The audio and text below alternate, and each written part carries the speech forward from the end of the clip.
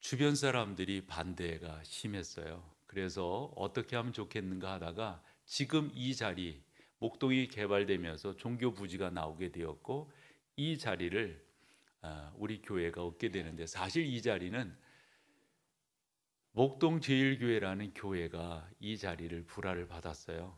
그때 그 교회가 감당할 수가 없게 되었고, 먼저 우리 전신인 성의교회가 이 교회를 사게 되었던 거죠. 그러면서 이쪽으로 88년도에 이사를 왔습니다.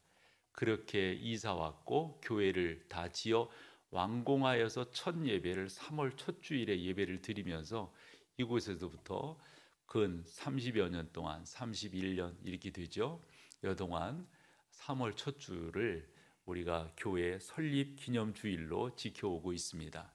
올해 42주년인데 저는 근본에 소아시아를 여행을 하면서 특별히 하나님께서 초기에 세웠던 여러 교회들이 있잖아요. 그 교회들이 잔재만 남아있는 모습을 보게 될 때 하나님, 우리 교회는 잘 세워지는 교회가 되게 해주세요.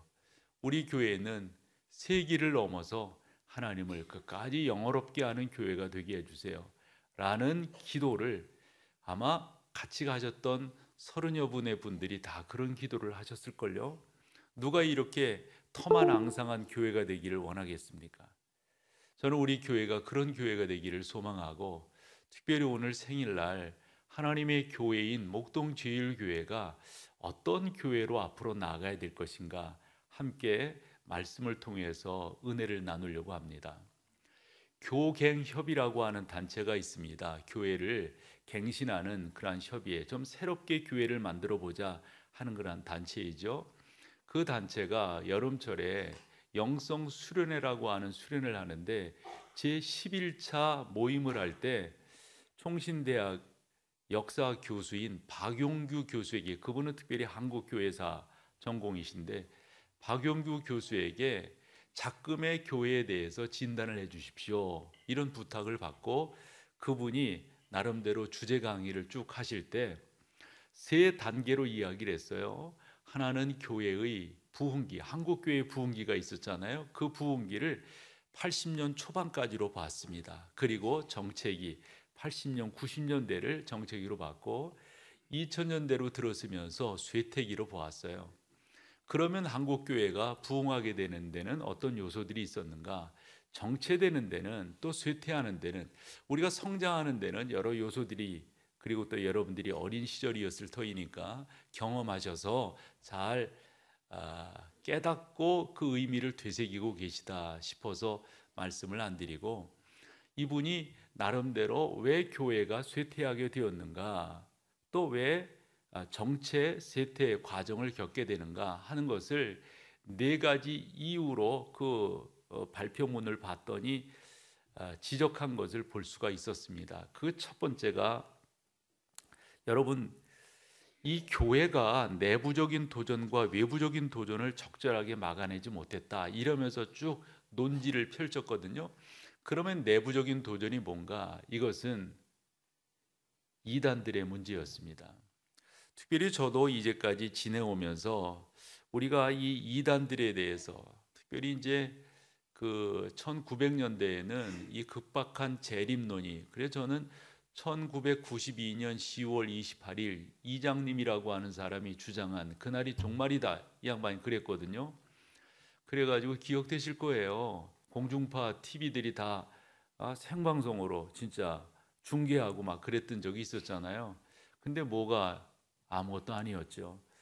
어쨌건 이와 같은 이단들에 대해서 한국교회가 적절하게 대처하지 못한 것이 쇠락하는 이유이다.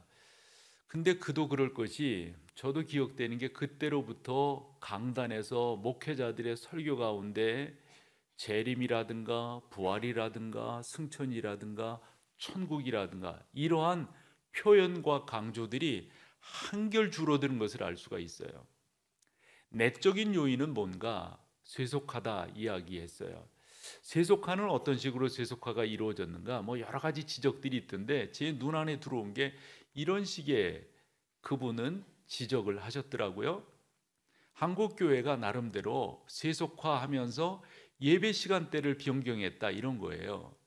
그래서 주일 저녁 예배가, 즉 찬양 예배가 오후 예배로 변하고 수요 기도회가 오전으로, 또 금요 기도회 같은 경우는 뭐 안 하는 데도 많고, 어떤 때는 수요 기도회와 금요 기도회를 하나로 묶어서 이렇게 하는데, 근데 이분은 그와 같은 현상들이 교회의 정체와 쇠퇴하는 원인이 되었다 지적한 것이 제게는 남다르게 들어왔습니다. 두 번째 지적이 저는 또 의미가 있었어요. 목회자들의, 그러니까 담임 목회자들의 안주를 이야기했더라고요. 그럼 담임 목사들이 무슨 안주가 있었는가? 어떠한 그 나름대로의 편리함, 편안함을 추구했는가 봤더니 어느 정도 웬만한 교회가 성장하게 되면은 대개 담임 목사들이 새벽 예배를 인도하지 않더라 하는 거였습니다. 이것도 이분이 지적한 교회의 정체와 쇠퇴의 중요한 이유, 원인이었습니다. 세 번째로는 한국 교회가 전체를 바라보기보다는 너무 이렇게 자기 교회 이러면서 이분이 하나의 현상을 이야기하는데, 저도 그런 경험이 있거든요. 예를 들어서 우리 교회가 부흥하기 위해서는 이래야 됩니다. 이런 자랑거리를 가져야 됩니다. 그러면서 교회 자랑과 목사 자랑 이런 식의 이야기를 했단 말이에요.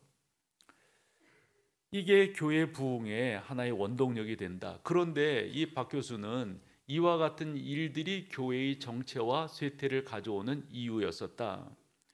네 번째로는 이렇게 부흥하고 성장한 한국 교회가 정체와 쇠퇴, 쇠락을 가져오게 되는 데는 교회가 나름대로 책임성을 회피했기 때문이다. 그럼 무슨 책임을 회피했는가?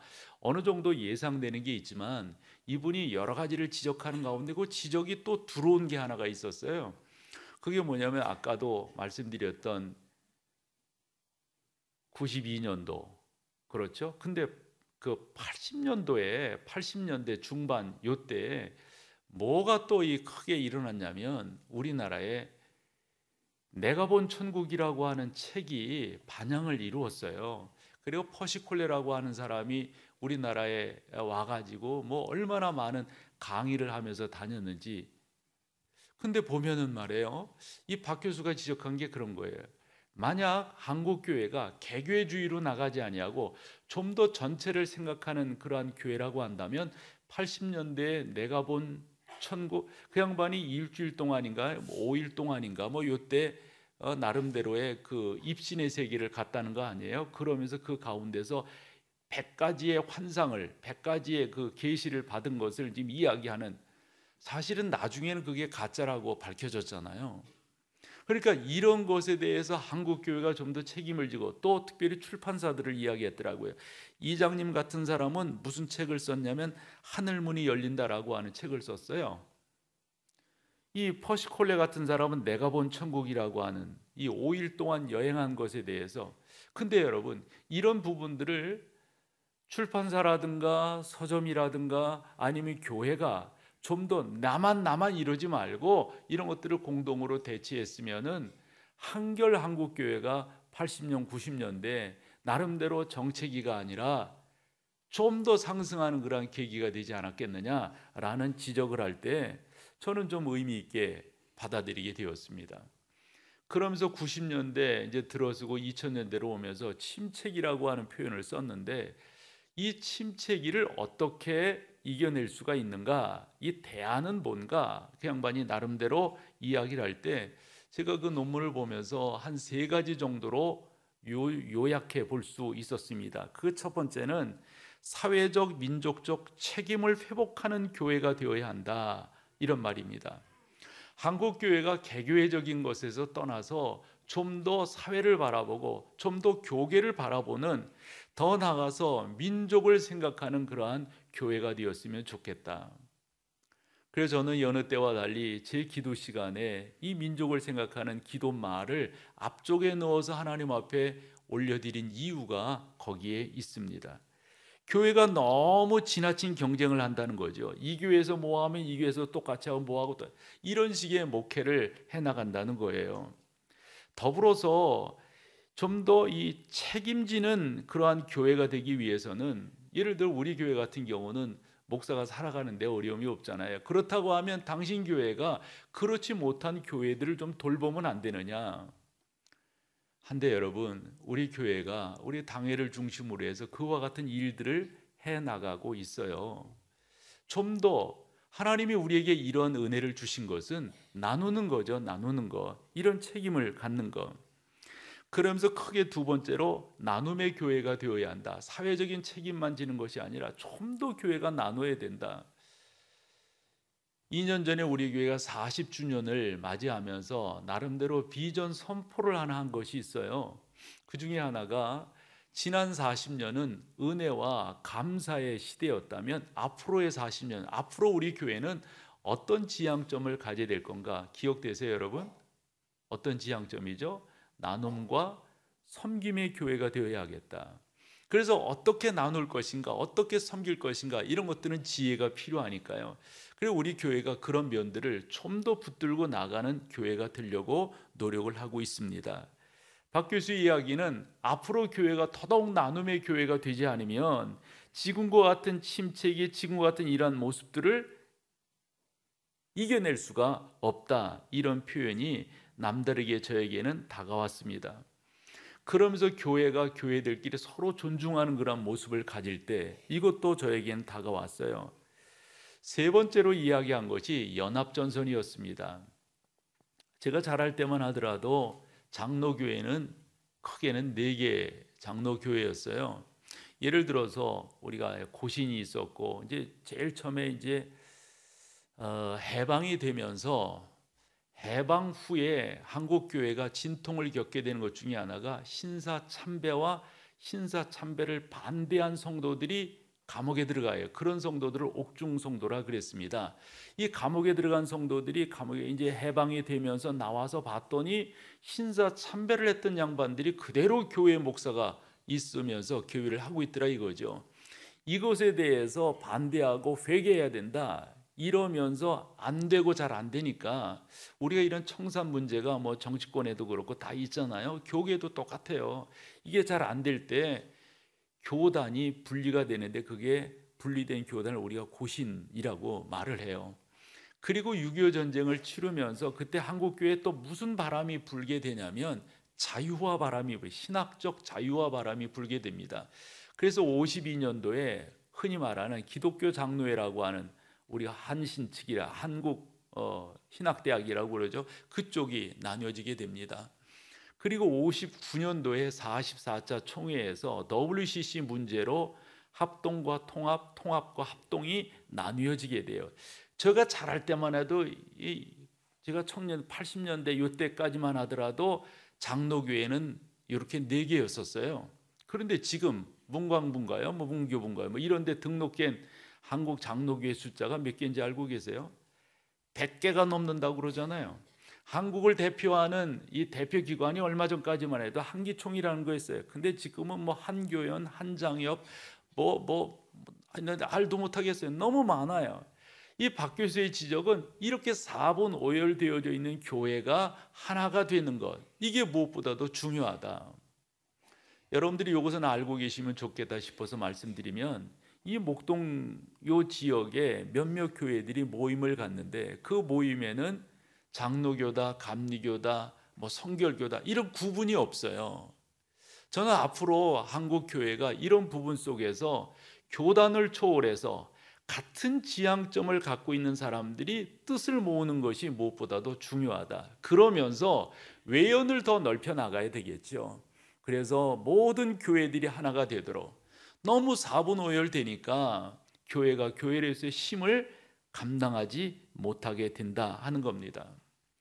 이리 말씀을 드리는 이유는 우리가 교회 설립 42주년을 맞이하면서 이제까지 하나님의 은혜 가운데 교회가 잘 세워져 왔고 그 은혜를 누리고 있습니다마는 좀 더 이와 같은 지적과 원인 분석과 더 나아가서 대안에 대해서 좀 더 우리 교회가 생각하는 교회가 되자 해서 이런 말씀을 드리는 거예요. 좀 더 여러분, 우리는 좀 더 넓혀야 되겠어요. 뭐를요? 포용성을요. 너무 이 장로교라고 하는 게, 저도 합동 측에서 이렇게 어려서부터 이렇게 자라났지만 너무 우리가 좁아요. 학교 때 이런 이야기들을 많이 했어요. 신학은 이게 정말 중요하다고 봐요. 조금씩 틀린 거예요. 다른 거예요. 틀린 게 아니고요. 이런 부분들에 대해서 우리가 서로 포용하고 흔히 그럴 수도 있지. 이렇게 신앙생활을 해 나간다면 얼마나 좋을까요? 흔히 회사 같은 기업 같은 경우들을 보면 30년 주기를 이야기합니다. 교회도 마찬가지라고 봐요. 30년이 되면서 성장하는 데는 그리 많지 않다는 거예요. 대개 정체하거나 쇠퇴한다는 거죠. 우리 교회는 30년이 지나고 나서 지금 어떤 모습인가요? 저는 교회가 지속적으로 교회다운 교회로 나아가야 된다. 저는 하나님께서 부으시는 은혜가 그 역사가 끝일 수는 없다. 왜냐? 우리는 살아있는 공동체이기 때문에 그렇다라는 주장을 가져봅니다. 이와 같은 말씀을 종합해 본다면 어떻게 우리가 그런 교회로 나아갈 수가 있느냐? 가장 중요한 것은 정체성입니다. 아니, 교회가 무슨 정체성이에요? 교회는 다 그런 의미로. 그런데 그렇지가 않아요. 조금 더 교회가 교회다워지게끔, 개혁교회는 늘 개혁되어야 한다라는 말이 있듯이 우리는 제대로 가고 있는가? 아니면 또 수정하고, 우리는 제대로 가고 있는가? 또 아니면 수정하고, 또 수정하고, 개혁교회가 계속 개혁되어야 하듯이 그렇게 나가야 된단 말이죠. 그래서 저는 근본 교회 설립주의를 기점으로 해서 우리 교회가 믿는 그 믿음은 어떤 토대 위에 세워졌는가 한 번 더 점검하고 강조하고, 여러분과 하나의 공통분모를 공유하면서 우리 교회는 이런 교회로, 이런 방향으로, 이런 것을 믿으며 이런 사명을 감당하는 교회가 되기를 원한다. 이렇게 합의점을 여러분과 나누기를 원해서 근본 설교를 준비해 보게 되었어요. 저는 위 세대로부터 기독교 집안에서 이렇게 자랐어요. 저는 강보에 쌓여서 교회에 다니기 시작했죠. 그리고 교회에서 자랐고, 교회의 뒷마당이 제 놀이터였었고, 교회 친구들이 저의 친구의 전반이에요. 그리고 저는 좀 더 큰 울타리 안에서 제 아내를 만났고, 저희 아이들이 교회 안에서 자랐고 교회에서 컸어요. 종종 애들에게 그런 이야기를 하곤 했습니다. 얘들아, 너희들이 이렇게 자란 것은 교회에서 녹을 받았기 때문이다. 아빠가 이렇게 살아가고 엄마가 이렇게 살아가는 것은 교회로부터 받은 것을 갖고 너희들도 교회에 대해서 고마움과 교회에 대한 책임을 지어야 된다라는 말을 종종 하곤 했습니다. 저는 그렇게 교회 바깥에 나가본 적이 없고 교회 안에서 자랐어요. 그렇게 공부를 했고 그렇게 이제까지 나이가 들어왔고 교회라고 하는 이 테두리 안에서 저는 이제껏 있었어요. 그래서 그런가요? 저는 교회를 사랑해요. 저만 그래야 될까요? 여러분들도 교회는 여러분들의 생명이지 않아요? 저는 그래서 제 나름대로 역사적 사명이 있다고 저는 생각해요. 나는 교회를 건강한 교회로 세워보는 거예요. 좀 더 기울은 십자가를 좀 더 세워보는 거예요. 그리고 여러분들이 목동 제일교회라고 하는 울타리 안에 머무르고 계시다고 하면 적어도 이 교회의 정체성을 옳게 세워서 여러분들이 이 교회에 몸담고 있다고 하는 자긍심을 갖게 하는 것, 이것이 저의 기쁨이에요. 저의 감사예요. 저의 목표예요. 다르게 표현하면 저의 사명이에요. 그렇다면 어떻게 그 교회를 만들어갈 수 있단 말인가? 사랑하는 여러분, 사단은 지금도 수많은 것들을 동원해서 주님의 교회를 흩으려고 할 겁니다. 온갖 방해를 하려고 합니다. 사단은 지금 이 순간도 저를 공격하고 있고요, 여러분 가운데 신앙이 옳게 들어가지 않도록 얼마나 많은 함정들을 파고 있는지 모르겠습니다. 사랑하는 여러분, 이렇게 우리가 신앙생활을 하면서 교회를 제대로 세워야 되지 않겠어요? 교회는 종교적 사교장이 아니죠. 교회는 정치적 공동체가 아닙니다. 교회는 지방끼리 모이는 그러한 교회가 아닙니다. 교회는 학교가 같다고 해서 동문이 모이는 곳이 교회가 아닙니다. 교회는 천국에 가기 위해 다음 버스를 기다리는 대합실과 같은 곳이 아닙니다. 교회는 예수 그리스도의 몸입니다. 교회는 성령님의 임재를 경험하고 성령 하나님으로 인하여 생기를 공급받는 그런 곳이 교회입니다. 교회는 우리 주님께서 역사하시는 곳입니다. 저는 다시금 이 교회를 여러분들과 같이 세워가고 싶어요. 그러면 우리가 어떤 영적 정체성을 갖고 교회를 세워가는가? 오늘 본문이 너무도 말씀을 잘하고 계신데, 우리 주님께서 가이사랴 빌립보라고 하는 지역을 여행하실 때, 근데 가이사랴 빌립보를 이번에도 가봤더니 다시 한번 느끼게 되는 게, 우리도 그렇지만 거기도 그래, 참 이 종교라고 하는 게 너무도 많아요. 그래서 얼마나 많은 종교들이, 가이사랴 빌립보는 이스라엘에서 아주 그 경관이 좋은 곳이거든요. 지금도 보면 뭐 경관 좋은데 뭐 그런 것들이 세워지곤 하지 않습니까? 거기에 수많은 종교들, 수많은 신상들, 수많은 종교 단체들이 있는 거예요. 이럴 때 예수님을 많은 사람들이 따르게 되니 주님이 물으셨죠. 사람들이 나를 누구라고, 혹여 저런 신 저런 이런 식으로 생각하고 나를 따르는 것은 아니니 했더니, 제자들이 대답하기를, 사실은 사람들마다 생각이 좀 달라요, 예수님. 그러면 어떤 사람은 예수님을 세례 요한이라고 그러고, 어떤 사람은 예수님을 에레미야라고 그러고, 어떤 사람은 예수님을 선지자 중에 하나라고. 근데 여러분, 그 성경에서 말씀하고 있는 뭐 세례 요한이니 에레미야니 또 다른 선지자 중에 하나이니라고 하는 그 말이 있잖아요. 지금 우리 입장에서 보면 대단하게 이렇게 보이지만 그 당시 정서로 보면, 봐봐요, 세례 요한 어떻게 죽었어요? 말 좀 하고 살자니까요. 세례 요한 어떻게 죽었냐고요. 그리고 여러분 생각해 보세요. 엘리야 또 어떻게 그 인생이 됐어요? 에레미야는 어떻고요?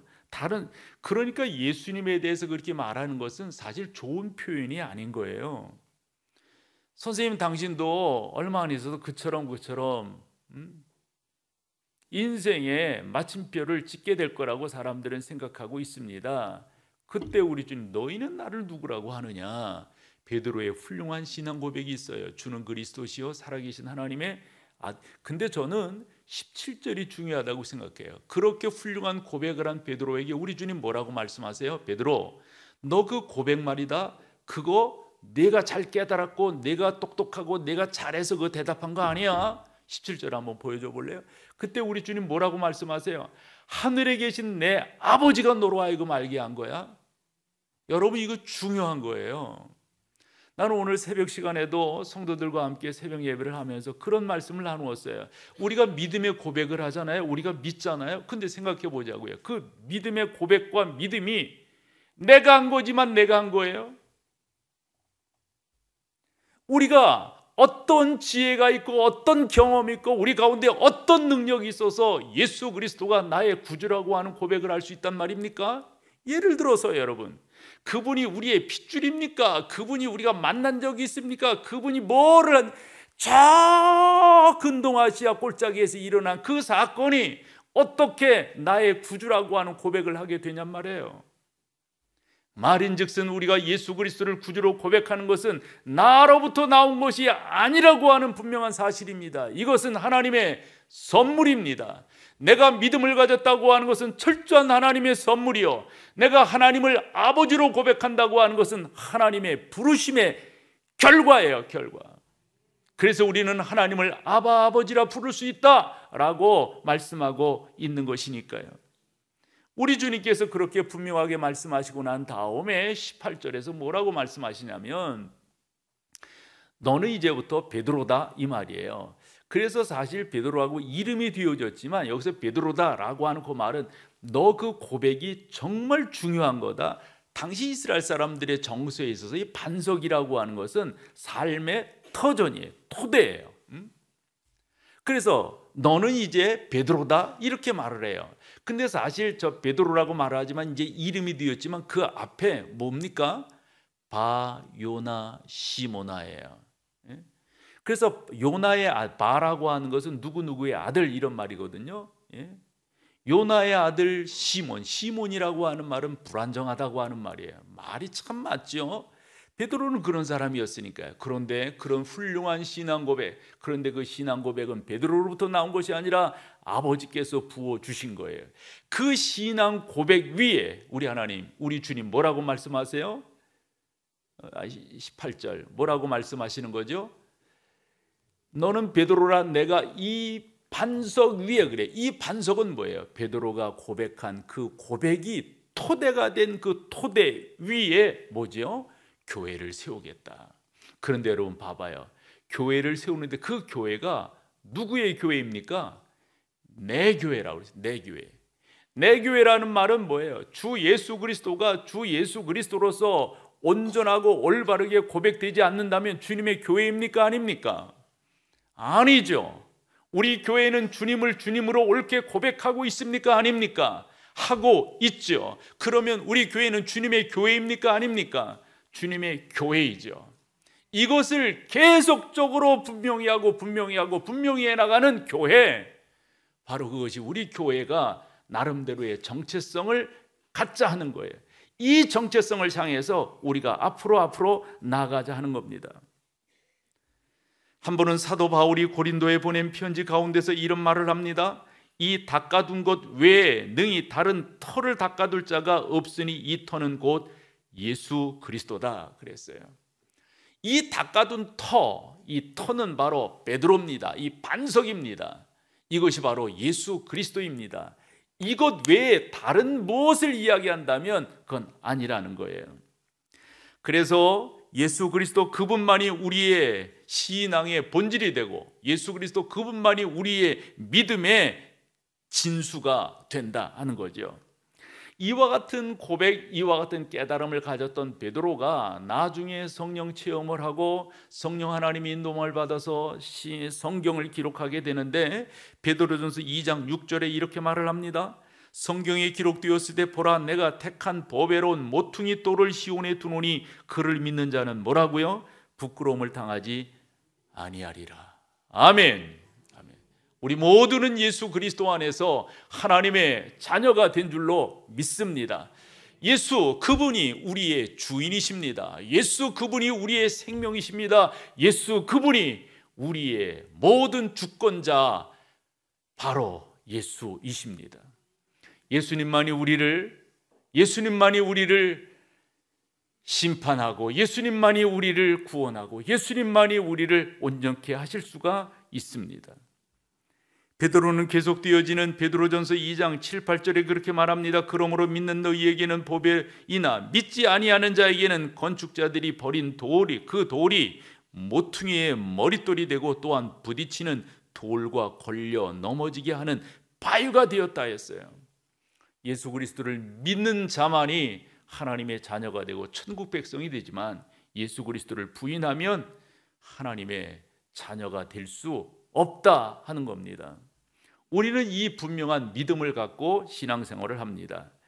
그러면서 다시 한번 이 교회가 세워진 그 토대가 뭐냐면 예수라고 하는 사실을 여러분들이 자꾸 생각해야 돼요. 자꾸. 사랑하는 여러분, 저는 이런 식의 표현도 서슴지 않고 했어요.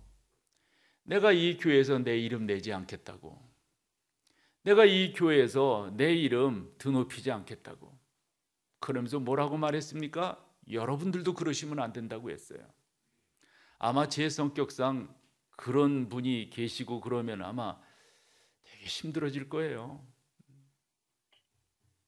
우리 교회는 철저하게 주님만 높이는, 철저하게 그분만이 주인이 된 그러한 교회이기를 소망합니다. 교회의 기득권이 누구에게 있단 말입니까? 아무에게도 없어요. 헌금 많이 한 사람에게 교회의 기득권이 있습니까? 아니에요. 여기가 그러면 주식회사지요, 교회가 아니고요. 이 교회를 지은 사람에게 주도권이 있습니까? 아니에요. 교회는 철저하게 주님이 주인이십니다. 철저하게 주님만이 영광을 받으시는.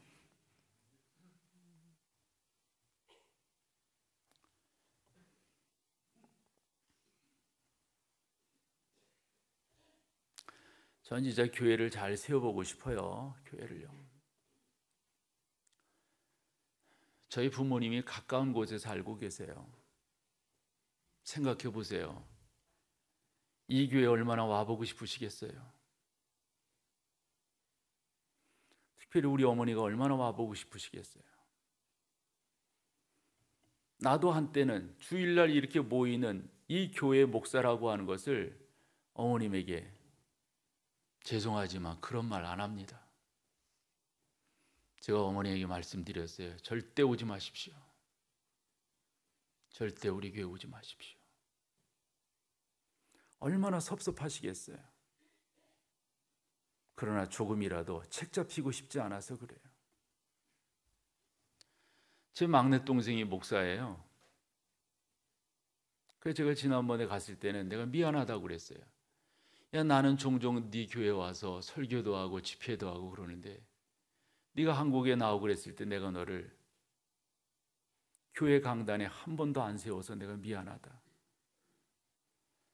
네가 나를 이해를 해줬으면 좋겠다.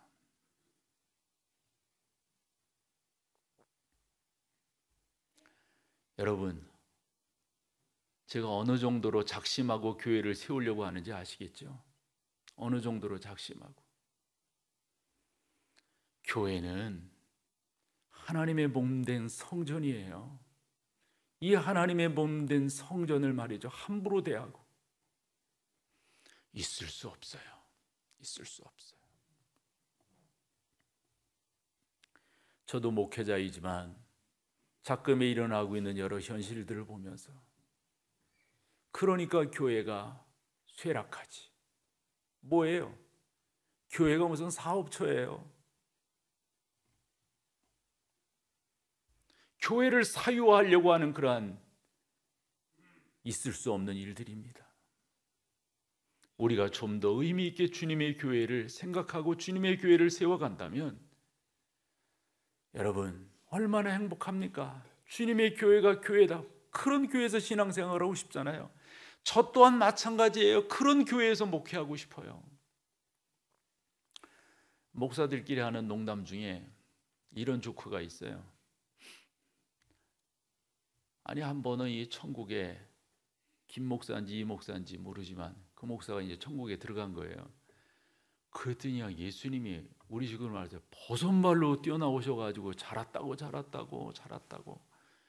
근데 그것을 쳐다보고 있던 성도들이 이제 빈정이 상한 거예요. 아니, 목사들은 세상에서도 존경받고 세상에서도 사랑받고 세상에 대접받고 그러는데 천국까지 와가지고 저렇게 대접받고 있을 수도 없다. 그래가지고 예수님에게 따졌대요. 그러실 수가 있습니까? 우리는 그냥 교회 다니면서 맨날 애쓰고 하고 헌금하고 목사들은 돈 받고 하고 있을 수 있습니까? 막 그런 소리 듣다 따졌대요. 그랬더니 예수님이 그거 너무 그러지 말아라. 그래도 그렇지. 그랬더니 예수님이 너무너무 목사가 오래간만에 천국에 와가지고 난 근데 이 조크가요 예사롭게 들리지가 않아요. 목사한다고 다 천국 가는 거 아니라고. 이렇게 보면 있잖아요. 속된 말로 속이 들여다 보이는 사람들이 있다니까. 속이. 잘 믿어야 돼요, 여러분. 잘 믿어야 돼요. 여러분들도 저를 보시면 제 속이 다 들여다 보이겠지만 나도 여러분들이 들여다 보여요. 저 언제 철나나. 나이는 어디로 먹었나. 여러분 진짜 예수를 잘 믿으면요 정말 중요한 것 중에 하나가 넉넉한 사람이에요. 넉넉한 사람. 그러지 못하면 그 올바른 예수생이 아니에요. 저는 우리 교회가 그런 교회가 되기를 소망해요. 그래서 하나님을 기쁘시게 하는 교회는 여러분 철저하게 공동체라고 하는 것을 여러분 인식하셔야 돼요. 공동체 그 이상도 그 이하도 아닙니다. 자꾸 여러분들이 교회 안으로 들어오셔야 돼요. 이렇게 예배 참석하시면서 셀 안에 들어가지 않고 이거 신앙생활 제대로 하는 거 아니라니까요. 자꾸 여러분들이 그 가운데로 들어가셔야 돼요. 그 가운데로 들어가셔서 자꾸 그 공동체 안에서 서로를 격려하고 그래서 서로 영적으로 도전받고 하나님의 나라를 세워가시는 그러한 귀한 여러분 되시기를 축원합니다. 꼭 기억하세요. 교회는요 너무 사단의 공격이 심한 곳이에요. 아주 저는 목회하면서 너무 체감하게 돼요. 그런 것들을. 특별히 사단은 저를 한번 넘겨보려고 한번 잡아뜨려 보려고 얼마나 애쓰는지 몰라요. 얼마나 애쓰는지. 진짜 정신 바짝 차리지 않으면 이거 이겨낼 수가 없어요. 우리 주님 말씀하셨어요. 너희가 똑바로 신앙생활을 하면 그 토대 위에, 그 반석 위에 교회가 세워지면 분명하다. 뭐가요? 18절 마지막 절에 뭐라고 말합니까? 음부의 권세가 이기지 못한다는 거예요. 여러분, 주님의 교회, 목동제일교회는 음부의 권세가 이기지 못하는 주님의 강력한 성인 줄로 믿습니다. 이 교회를 우리가 세워나가야 돼요. 이 교회를 만들어 가야 돼요. 이런 교회를 붙들어야 돼요. 이런 교회를. 주님이 기뻐하시는 교회, 주님이 사랑하시는 교회, 주님이 늘 마음속에 품으시는 그러한 교회, 그런 교회가 되도록 우리가 교회를 세워. 그건 다른 거겠어요? 성도들을 서로 사랑하고 격려하고 위로하고 북돋아주는 것. 왜 교회 안에서 자꾸 그렇게 말이지? 정말 잘해야 된다고 그래요. 잘해야 돼. 사단은 지금도 우리를 넘겨뜨리려고 그래요. 그래 찬송가도 보면 얼마나 이런 영적인 각성을 요구하는 찬송이 많은지 몰라요. 아마 대표적인 찬송을 꼽으라고 한다면 내 주는 강한 성이요. 누가 강한 성입니까? 내 주는 강한 성이에요. 군기를 손에 높이 들고 앞서서 나아가자고. 마귀들과 싸울지라. 그러니까 마귀들과 싸우는, 바로 그것이 교회라고 하는 사실. 믿는 사람들은 군병 같으니 십자가 군병들이 다 그런 찬송이잖아요. 십자가 군병 되어서 예수를 따를 때 다 이것도 그러잖아요.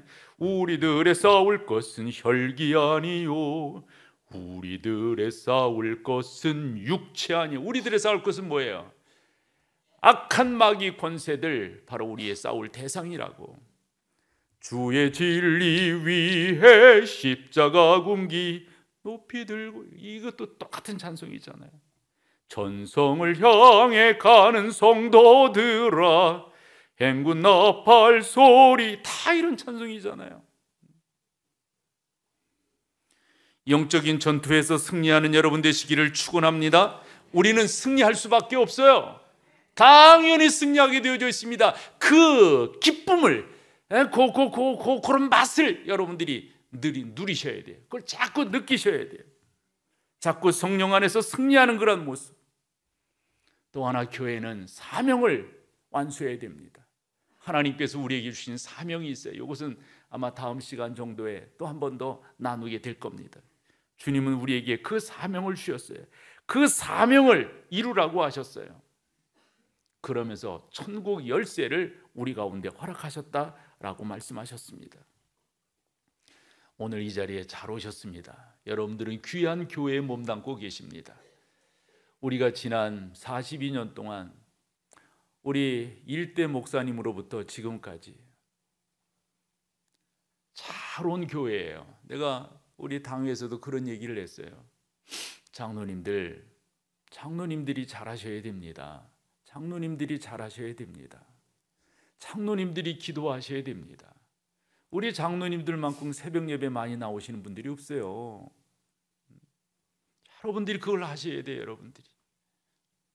그래서 무슨 감사를 했냐면, 우리가 감사해야 될 것 중에 하나가 지난 42년 동안 교회가 분쟁 없이 왔다고 하는 것도 이거 큰 감사거리입니다. 아마 모르긴 몰라도 40여 년 살면서 그런 교회 드물걸요. 여러분, 이걸 우리가 지켜나가야 돼요. 이런 것들을. 그래서 우리 믿음의 후배들에게도 그런 이야기들을 하면서 너희들이 이런 것들을 잘 지켜가야 된다, 잘 전수받아야 된다라고 말을 해야 되는 겁니다. 복된 교회에서 주의 영광을 드높이고 그분의 사명을 감당함으로 교회다운 교회 만들어 가시는 여러분 다 되시기를 축원합니다. 자리에 일어나셔서 우리 마지막 찬양으로 주 앞에 영광 올려드리겠습니다.